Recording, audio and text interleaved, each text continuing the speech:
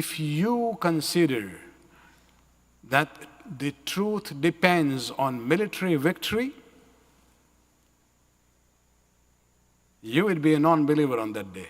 Bismillah ar-Rahman ar-Rahim.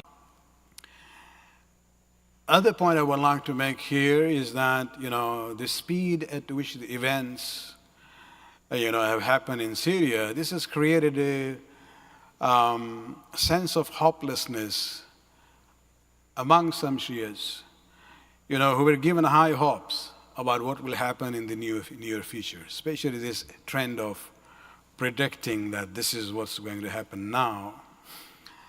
And mashallah, we have many pundits, on the social media who give all kinds of predictions. To such people who feel distress, I would remind them of Surah Ali Imran, Surah number 3, ayat 139 and 140.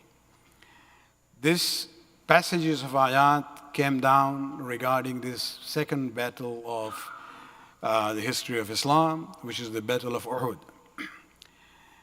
In the previous battle, the first one, Battle of Badr, the number of Muslims were, 1/3, weak, yet they gained victory. In the second one, which was initially won by the Muslims, but it eventually turned into utter defeat. And why? Because of the disobedience by the Muslims themselves.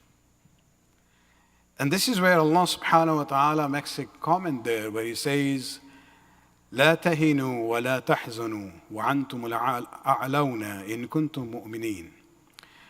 O Muslims, do not feel weak and do not grieve after this defeat.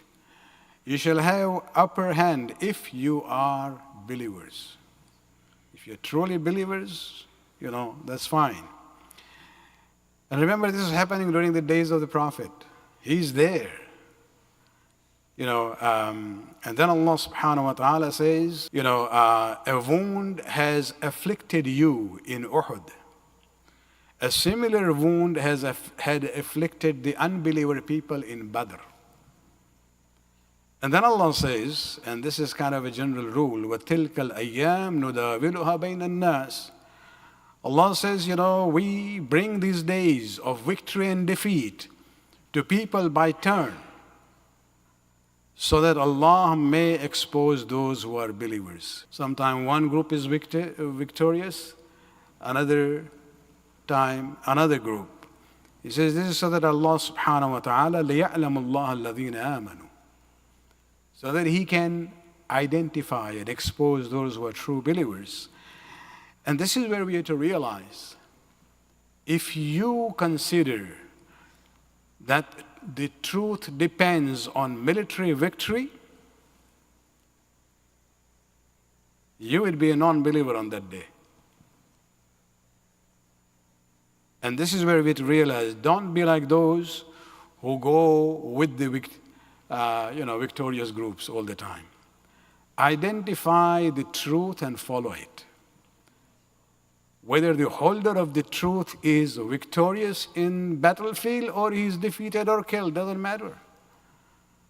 Amir al-Mu'minin had a statement where he says, identify the haqq and you will know who is Ahlul Haqq.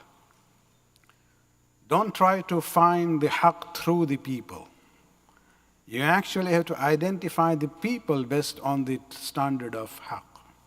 And this is where we have to realize, so do not be that much disappointed or despaired. Keep yourself steadfast on the haqq that you know of Muhammad and Ali Muhammad alayhim salatu wasalam. Allahumma salli ala Muhammadin wa ali Muhammad.